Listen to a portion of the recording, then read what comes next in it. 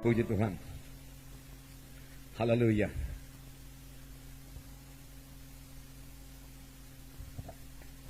Puji Tuhan buat Roh Kudus yang sudah hadir di tengah-tengah kita. Dan kita boleh berharap, boleh beriman banyak perkara kalau memang Roh Kudus hadir di tengah-tengah kita. Amin, saudara. Di mana ada Roh Tuhan sudah ada kebebasan. Roh Tuhan menghidupkan tubuh-tubuh yang fana ini. Tubuh kita yang fana. Roh Kudus ada dalam saudara, Roh Kudus ada dalam saya. Roh Kudus tidak tinggal diam, saudara. Roh Kudus menjamah tubuh saudara, Roh Kudus menjamah tubuh saya. Sehingga segenap anggota tubuh saya berfungsi dengan baik. Anggota tubuh saudara berfungsi dengan baik. Karena Roh Kudus tinggal dalam saudara. Roh Kudus menjamah tubuh saudara. Roh Kudus memperbaiki tubuh saudara. Mana yang rusak oleh dosa, dia perbaiki. Mana yang rusak oleh setan, dia perbaiki. Untuk itu Roh Kudus diberikan kepada kita. Amin, saudara. Haleluya. Haleluya. Ya. Itu pekerjaan Roh Kudus. Sampai sekarang. Sampai kita nanti beroleh tubuh kebangkitan. Yang luar biasa daripada Tuhan. Sekarang ini tubuh kita ini, saudaraku, belum tubuh kebangkitan, belum tubuh yang mulia. Tapi saudaraku, sebagai anak-anak Tuhan, tubuh kita ini biar dikuasai oleh Roh Tuhan. Kalau tubuh kita dikuasai oleh Roh Tuhan, kita kuat, kita sehat, kita berkemenangan. Dan penyakit saudaraku tidak berkuasa atas kita, saudara. Puji Tuhan. Nah, saudara yang kasih dalam nama Yesus, oleh sebab itu kita perlu memiliki persekutuan yang erat dengan Roh Kudus. Rasakan selalu kehadiran Roh Kudus dalam hati saudara. Karena dia tinggal dalam saudara. Anugerah Tuhan Yesus Kristus, kasih Allah Bapa dan persekutuan Roh Kudus adalah menyertai saudara sekalian. Bersekutu dengan Roh Kudus. Dengar suara Roh Kudus. Sebab firman Tuhan berkata, seberapa banyak anak-anak Tuhan dia dipimpin oleh Roh Kudus. Roh Kudus hidup, saudara. Dia berkata-kata, sama sebagaimana Yesus berkata-kata, Roh Kudus berkata-kata kepada saudara. Dan kita perlu mematuhinya. Firman Tuhan berkata, pada hari ini kalau kamu mendengar suaranya, janganlah kamu mengeraskan hatimu. Patuhi suara Roh Kudus, membawa kemenangan pada saudara. Membawa kehidupan pada saudara. Membawa keberhasilan kepada saudara. Membawa kuasa kepada saudara. Membawa urapan kepada saudara. Amin. Haleluya. Membawa kesembuhan bagi saudara. Haleluya. Oh, haleluya Yesus. Syukur Tuhan. Haleluya. Luar biasa Roh Kudus. Sepanjang saudara membiarkan dia memimpin saudara. Luar biasa pekerjaan dalam hidup saudara. Sepanjang saudara biarkan saudaraku dia menguasai saudara.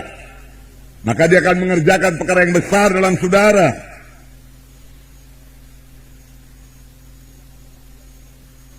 So, ada lagi yang lain yang bisa menguasai manusia ini.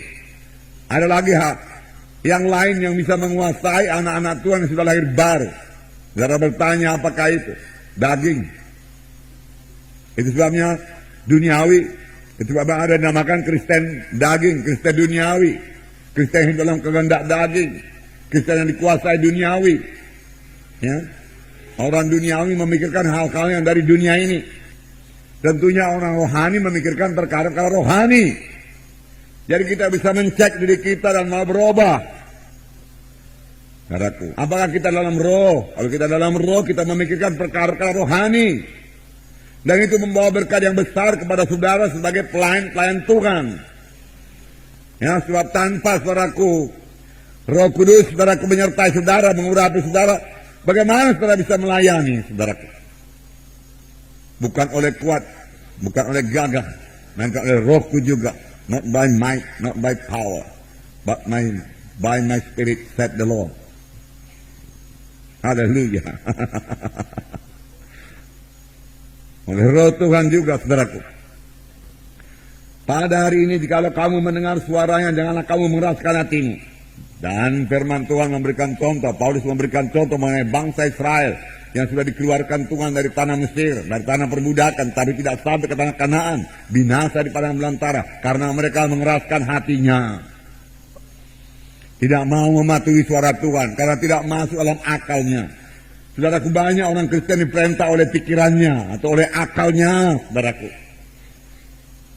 Padahal iman itu, saudaraku, tidak masuk di akal kita. Kita sudah belajar mengenai iman. Iman, saudaraku, bertentangan dengan pikiran manusia ini. Iman juga bertentangan dengan perasaan.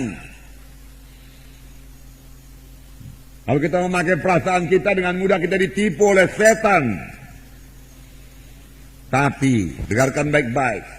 Sepanjang kita berjalan dalam roh, yaitu membiarkan Roh Kudus menguasai kita, memimpin kita, saudaraku, maka daging tidak akan menguasai kita. Amin.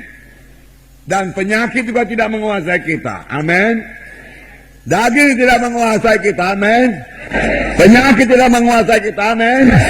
Haleluya. Katakan, saya mau berjalan dalam roh Tuhan.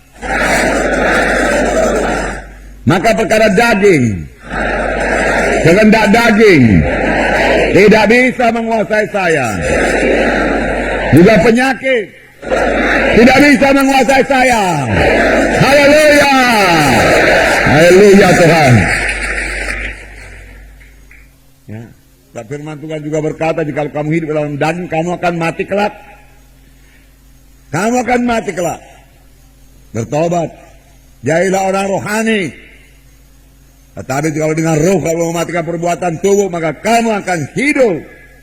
Saudaraku, saudara, dengan roh Tuhan yang bersatu dengan roh kita pada waktu kita lahir baru. Amin.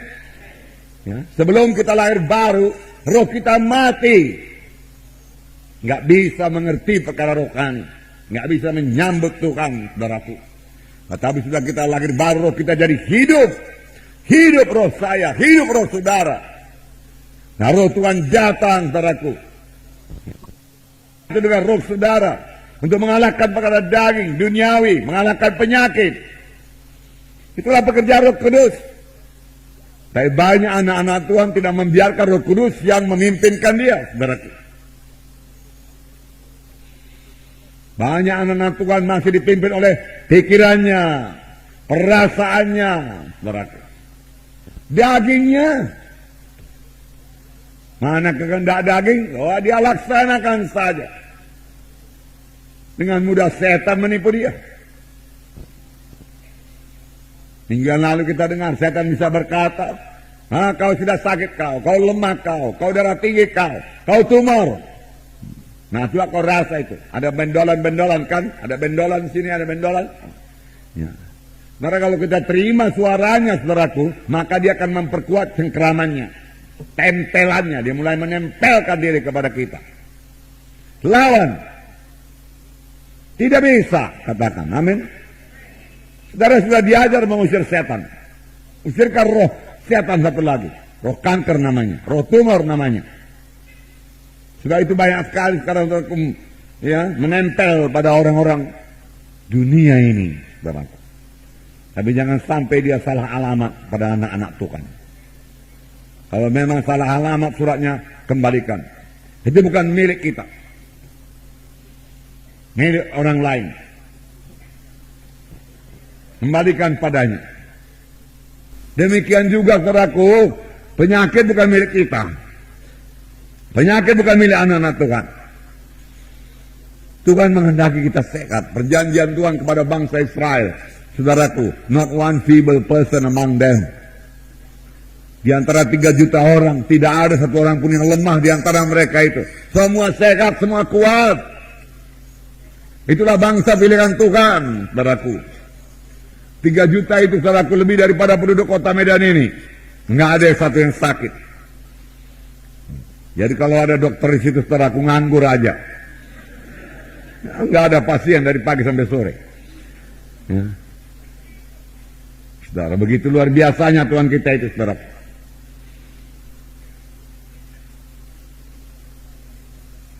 Tapi Tuhan juga berkata, dia akan mendatangkan bagi semua musuhmu. Nanti kita baca ayatnya kalau sempat. Makanya jangan jangan memusuhi tubuh Kristus. Penyakit datang, saudaraku. Hati-hati. Kalau Roh Kudus menguasai tubuh kita, Roh Kudus menguasai pikiran kita, Roh Kudus menguasai perasaan kita, saudaraku. Roh Kudus menguasai jiwa kita, saudara, maka penyakit tidak berkuasa atas kita. Mengapa, saudaraku? Karena penyakit, saudaraku, hanya berkuasa atas tubuh dan atas jiwa, saudaraku. Makanya ada orang sakit pikiran, saudaraku. Makanya ada orang stres, frustrasi. Makanya ada orang, saudaraku, sakit di tubuhnya, saudaraku, ya, sakit kanker lah, sakit jantung lah, darah tinggi lah, segala macam, saudaraku. Tetapi, saudaraku, setan tidak bisa menjamah roh saya. Roh saudara tidak bisa dijamahnya, karena roh yang sudah lahir baru itu kuat, berkuasa. Apalagi dibaptis dengan roh Tuhan, saudaraku. Roh Tuhan memenuhkan saudara, kuat itu roh Tuhan itu. Tapi kerap kali roh Tuhan nggak dibiarkan bekerja. Roh Tuhan itu dikungkung, ditutup, saudaraku, sama roh daging, saudara kita katakan, sama pikiran manusia, saudaraku. Sehingga dia seolah-olah seperti tertidur saja, tidak berkuasa, saudaraku. Lalu datanglah penyakit, saudaraku. Masuk, saudaraku. Ada hamba-hamba Tuhan, kalau saudara baca majalah Hagin itu, saudaraku. Dia umurnya sekitar 80 tahun lebih, saudaraku, dan selamat pada umur 15 tahun barangkali. Jadi sudah ada kira-kira 65 tahun, saudaraku, selamat, saudaraku, atau 70 tahun selamat. Satu hari pun nggak pernah sakit. Kalau sakit kepala saja, satu hari nggak pernah sakit. Dia betul-betul berjalan dalam roh Tuhan. Tahu hamba Tuhan John G. Lake, saudaraku, di Afrika waktu itu. Wabah kolera, saudaraku, yang menjalar ke daerah itu, saudaraku, menyebar ke daerah itu, saudaraku. Banyak orang mati. Nah, lalu, saudaraku, yang mati itu mulutnya berbuih. Minta bantuan dari Inggris, bantuan tidak segera datang. Kemudian setelah datang bantuan, selidik memang itu penyakit yang ganas sekali. Lalu diselidik bahwa dalam air liur orang itu terdapat ribuan jutaan kuman, saudaraku, yang mudah menyebar, saudaraku. Lalu dokter-dokter Inggris berkata kepada hamba Tuhan John Lake ini, John G. Lake, saudaraku, ya, supaya dia juga memakai imunisasi. Kami sudah menyediakan imunisasi. Dia katakan, saya tidak perlu imunisasi.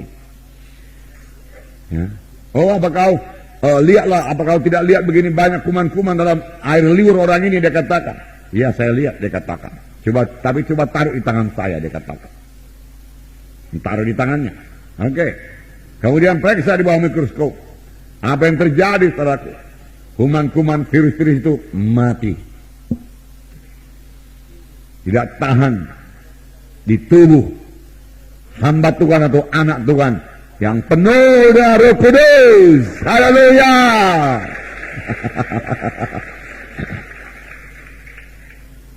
Kuncinya penuh dengan Roh Kudus. Luar biasa Roh Kudus, saudaraku. Luar biasa. Sesuatu itu biar kita senantiasa penuh dengan Roh Kudus. Gini itu, saudaraku, begitu tua. Saudaraku, saya melihat di sini, saudaraku, baru ini datang dari Prince, 85 tahun juga sehat, saudaraku. 85 tahun. Haleluya. Nah, saudaraku, bagaimana? Setan itu bagaimana menyerang? Dari perasaan, dari panca indera, dari pikiran. Dia suntik, tap. Dia serang, tap. Saudaraku. Lalu kita merasa sakit. Memang ada perasaan sakit. Tapi kita terima apa tidak? Itu. Banyak yang terima saja. Diakui lagi apa dikatakan setan. Memang saya sudah sakit, katanya. Ya. Diterima paketnya, tanda tangan di tanah terima. Oke. Silakan menderita, setan berkata. Nah, tolak. Saudara bisa mengusir setan? Bisa. Berani mengusir setan?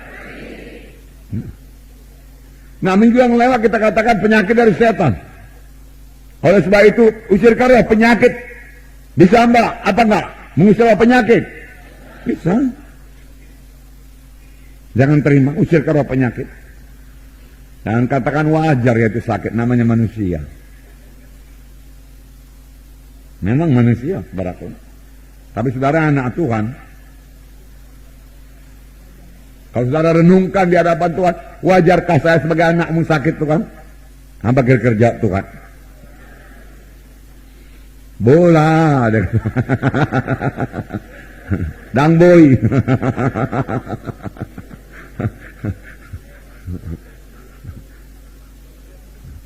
Tuhan sudah memberikan persediaan yang cukup bagi kita, saudaraku. Aku memberikan kamu kuasa untuk menginjak ular dan kalajengking. Ya. Menginjak ular dan kalajengking. Dan menaklukkan semua kekuatan musuh. Dan tidak ada satu pun yang membahayakan kamu. Tidak ada satu pun yang memberi bahaya padamu. Haleluya. Tidak ada satu. Tidak ada satu memberi bahaya kepada saudara. Sepanjang saudara dalam roh Tuhan. Jangan pula ikuti upacaranya. Nah, kalau saudara ikuti upacaranya, terbukalah pintu sama setan. Datang dia menempel dia, saudara. Kalau setan yang menempel, enggak ada yang baik daripadanya. Namanya bu setan. Saudara. Makanya kalau orang tua marah kepada anaknya, setan katanya, saudara. Walaupun itu sangat salah. Jangan bilang anak kita setan, saudara. Ucapan itu bisa ditangkap setan. Merupakan jalan baginya, saudaraku, untuk menyiksa anak itu, saudara. Kasihan anak itu. Saudara mau anak saudara berhasil, berkati anak saudara. Berkati. Jangankah sekali-kali mengucapkan kutuk kepada anak kita. Berkat, ucapkan berkat selalu. Dahulu kita belum mengerti firman Tuhan. Firman Tuhan berkata, kamu terjerat oleh perkataan mulutmu. Sekarang tidak lagi. Dia tidak mau terjerat lagi. Kita ucapkan perkataan yang baik bagi anak kita. Perkataan yang menang bagi anak kita.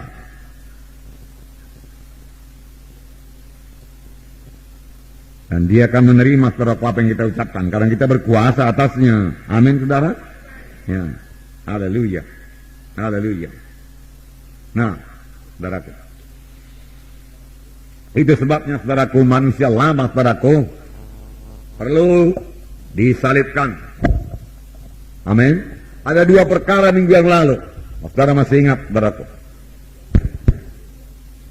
Satu, kita perlu membaharui pikiran kita. Dengan apa kita baharui? Dengan firman Tuhan.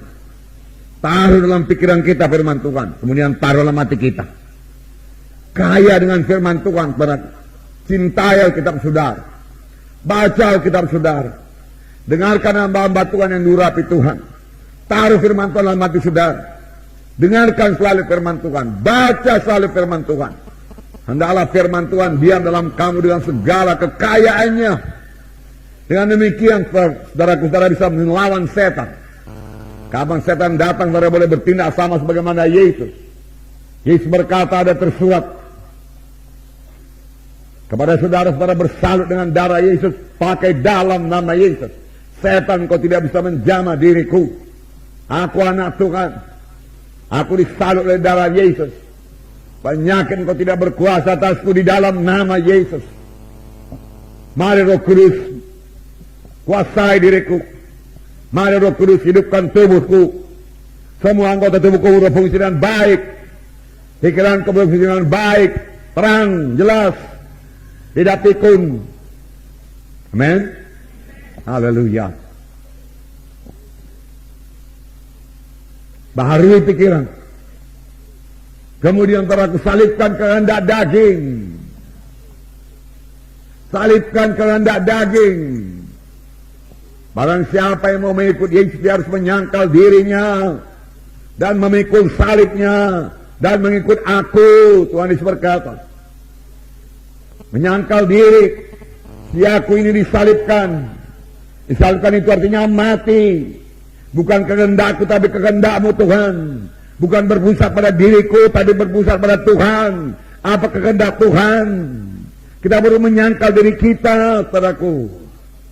Mana yang bukan kehendak Tuhan jangan laksanakan walaupun daging ini sangat menginginkannya. Saudara mau urapan Tuhan, mau kuasa Tuhan, jangan hidup dalam kehendak daging, hidup dalam roh. Amin, saudara. Haleluya. Haleluya. Nah, saudara yang kasih dalam nama Yesus. Jadi ada dua perkara.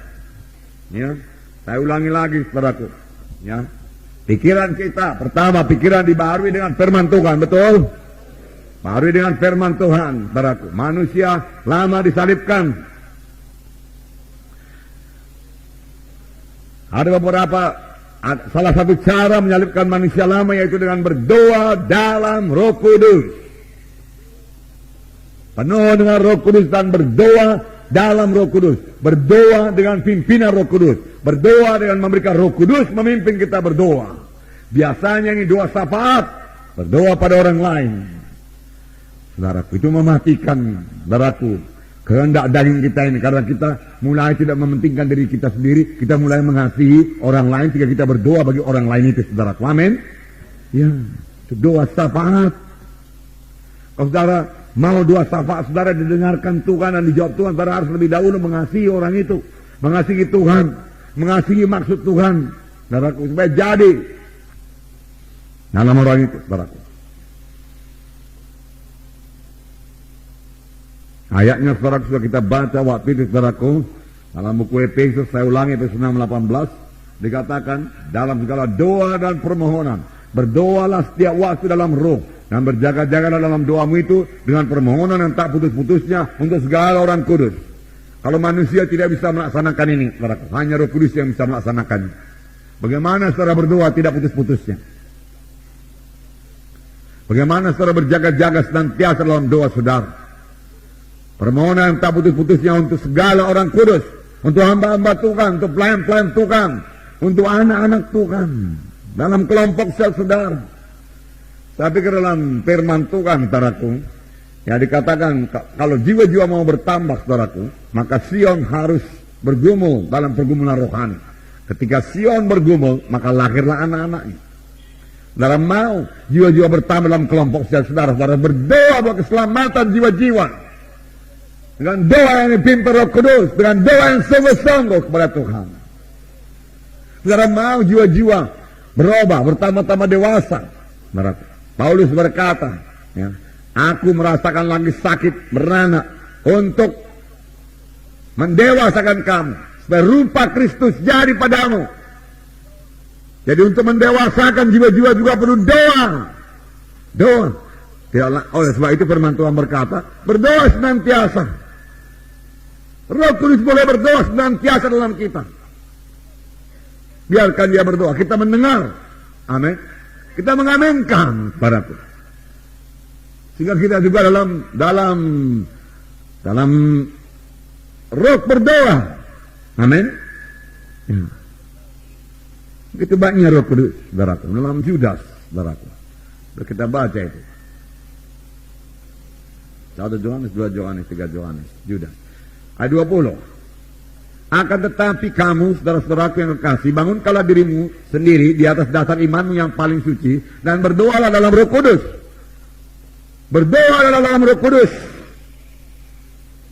Roh Kudus mau memimpin saudara dalam doa. Betul, haleluya. Betul. Tetapi juga Roh Kudus mau berdoa melalui saudara, setara dengan kehendak Tuhan. Karena Roma 8 berkata 26-27, kita tidak tahu apa yang harus kita doakan, tapi Roh Kudus itu berdoa melalui kita dengan keluh kesah yang tidak terkatakan, dan Allah Bapa mengetahui maksud roh itu. Amin. Ya. Biarkan Roh Kudus berdoa melalui saudara. Saudara lihat hasilnya jauh lebih besar daripada saudara berdoa dengan akal saudara. Biarkan Roh Kudus, menyerah kepada Roh Kudus. Aku tidak tahu Roh Kudus apa harus kudoakan. Biarlah engkau berdoa melalui Roh Kudus. Dan dalam menyediakan firman Tuhan, aku tidak tahu Roh Kudus apa harus kusampaikan. Tapi engkau mengetahui apa kebutuhan jiwa-jiwa. Roh Kudus, tolong saya Roh Kudus. Aku tidak tahu bagaimana berkhotbah pantasnya Roh Kudus. Roh Kudus, engkau mengurapi firman-Mu, engkau membubuhkan firman mulutku dalam hatiku. Bersandar pada Roh Kudus. Tapi jangan pula tanpa persediaan. Siapkan diri saudara. Kadang-kadang salah mengandalkan Roh Kudus. Dia mengandalkan Roh Kudus, tapi miskin kaya daripada firman Tuhan. Roh Kudus hanya bicara, mari berikan firman Tuhan, mana kesembuhan. Saudara harus menyusup sendiri. Nah, saudaraku. Minggu yang lalu kita katakan juga penyakit adalah perkara rohani. Katakan, penyakit adalah perkara rohani. Karena penyakit berasal daripada roh setan. Ya. Roh. Jadi saudaraku, penyakit itu perkara roh. Perkara roh yang menempel, perkara roh yang menaruhkan, yang apa namanya itu? Ya. Yang menaruhkan bibit penyakit, saudaraku. Oleh sebab itu, sirka roh penyakit.